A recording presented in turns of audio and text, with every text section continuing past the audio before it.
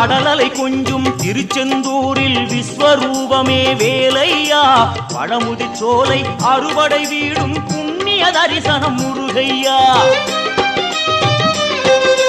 திருநீர் அணிந்து வரும் போது நெஞ்சில் நிம்மதி பிறக்குது கந்தையா